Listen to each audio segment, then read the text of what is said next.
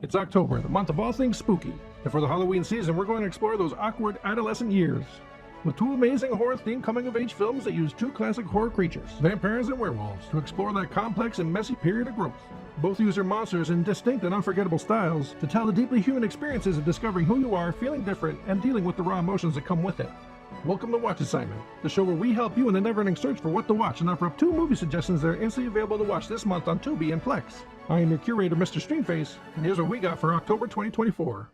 Coming-of-age stories usually center around adolescence, the tumultuous teen years when people find out who they are amidst all the confusion, angst, rage, and body horror that comes with growing up. And these movies both center around adolescent outcasts, but use completely different approaches to tell their stories. One focuses on quiet, internal horror, showing the pain of being an outsider in a world that's cold and indifferent. It's poetic and atmospheric, with horror woven through intimate, tender moments, while the other drags you into the raw, explosive chaos of adolescence. It's gritty with dark humor, and all about embracing your inner monster when the world tries to cage you in. These films also depict the duality of coming of age, how it can forge powerful life-defining connections, or rip apart the ones that we thought would last forever, with one being a tender look at the beginnings of a bond born out of loneliness and need, while the other is a visceral portrayal of a sisterhood breaking under the weight of change, fear, and uncontrollable forces. Together, these movies create a contrast that shows just how versatile horror can be in exploring the pains and transformations of adolescence. Our first feature is the hauntingly beautiful Let the Right One In, released in 2008 and directed by Tomas Alfredson. In the cold, quiet suburbs of 1980 Sweden, we meet Oscar, a shy 12-year-old boy who's tormented by bullies and feels completely invisible in his own world. He's on the outside looking in, craving connection but unsure how to find it. Enter Eli, the mysterious new girl next door. She's pale, quiet, and has a secret. As Oscar is so willing to welcome her into his world, she also lets him into her world, which is the complicated world of being a vampire trapped in a child's body, endlessly wandering in search of survival and companionship.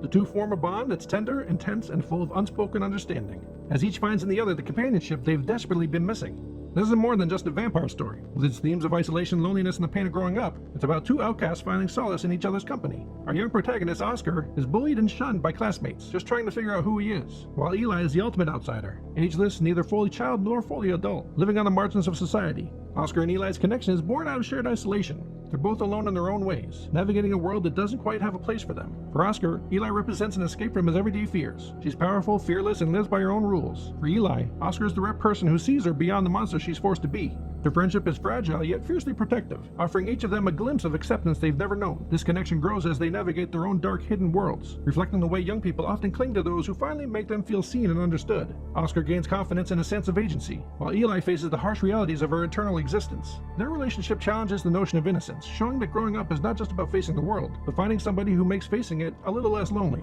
And as they grow closer, the lines between friendship and dependence blur, showing us how the right bond, at the right or maybe wrong time, can alter the course of a young person's life. Let the Right One In tells a story with many visually stunning shots. The cinematography helps create an emotional landscape that amplifies the isolation at the heart of the story. The stark, wintry setting of suburban Sweden is captured in long, still shots that make you feel the biting cold and the heavy silence that surrounds Oscar and Eli. The distinct visuals and pacing evoke a sense of loneliness, showing us a world that feels as frozen and desolate as the characters themselves. And while Let the Right One In is based on a novel that dives deep into backstories, motivations, and the darker, more explicit elements of Eli's existence, the film opts for a more restrained approach. It hints at Eli's past and true nature without ever fully explaining it, creating a sense of mystery and ambiguity that keeps the audience guessing. It tells its own story of isolation and acceptance, but also the doubt and trust involved in building a connection. Is Eli just a lonely soul finding a friend? Or is there something more manipulative lurking beneath that quiet exterior? We see her reaching out in ways that feel genuine and vulnerable, literally bleeding and suffering just to prove her honesty. She shows her desperation to connect and be accepted, even as her true nature as a vampire puts her at constant odds with the world around her. She doesn't just need Oscar, she needs somebody who won't judge her, who sees her beyond the monster. At the same time, Oscar feels truly seen and protected, maybe for the first time in his life.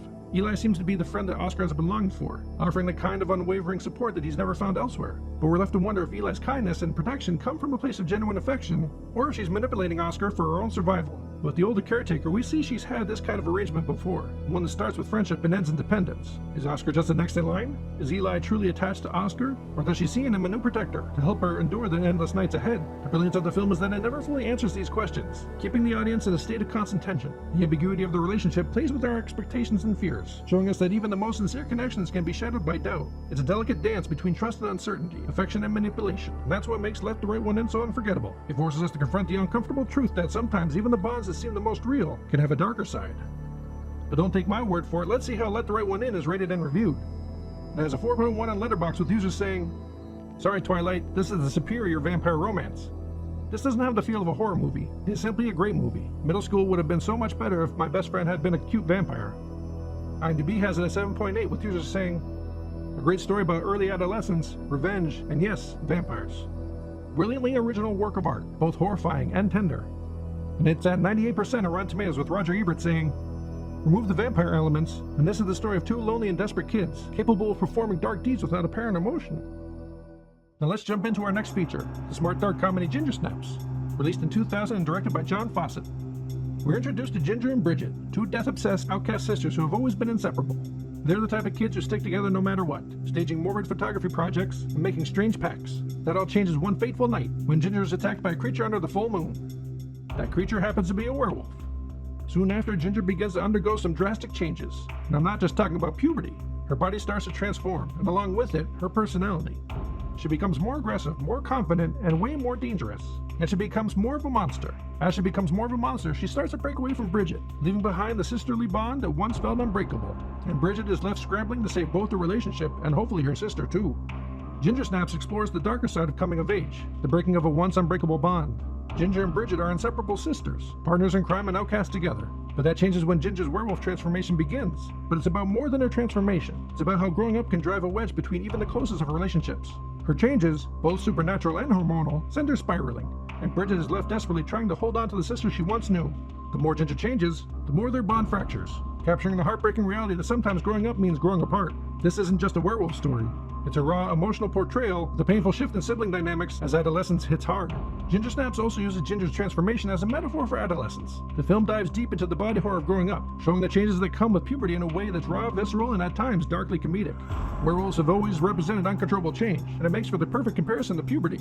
When Ginger is bitten, it coincides with her first period, and almost immediately she starts exploring her sexual identity. Transforming from rebellious outcast to seductive predator. Embracing her new identity, she rushes into things with a boy, not thinking of the risks or consequences. When the boy starts to exhibit symptoms of a werewolf transformation himself, the message here is pretty clear. And it's this sly, sharp, dark comedy that makes Ginger Snaps distinct, along with the natural, rebellious performances of the two lead actors. Catherine Isabel's portrayal of Ginger is fearless, full of swagger, and biting sarcasm, as she transforms from awkward teen to full-blown werewolf. She gives us that perfect balance of being totally out of control, but in a way that feels real and at times hilariously defiant. And Emily Perkins as Bridget provides a perfect counterbalance with her dry, deadpan humor. As Ginger spirals, Bridget remains the more grounded sister, looking for any way to save her. But she still has a naturally sarcastic and subtly rebellious delivery that brings a fun dynamic to the movie. The way the two sisters interact feels real, filled with typical teenage banter.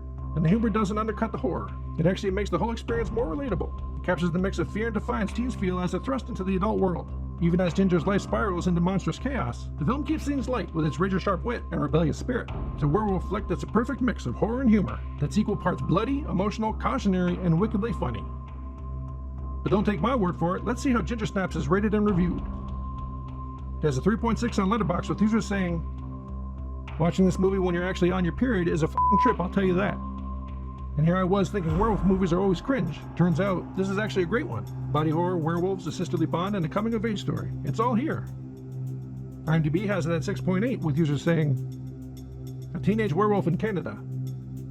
Good character-driven werewolf flick." It's at 90% on Rotten Tomatoes, with Scott Tobias saying, "A smart, resourceful, and wickedly funny teen horror film that reinvents the werewolf myth as a potent metaphor for pubescent angst and humiliation." So you have your watch assignment for the month. The links for watching these films on Tubi and Plex are in the description below, so you have no excuse not to check them out, unless you are watching this video at a later date, and then who knows if they're still available. After you've finished your assignment, or if you've already seen these films, leave a comment below with your thoughts or ratings on the movies, and consider subscribing to see what free movie picks we'll have next month. Until then, happy streaming.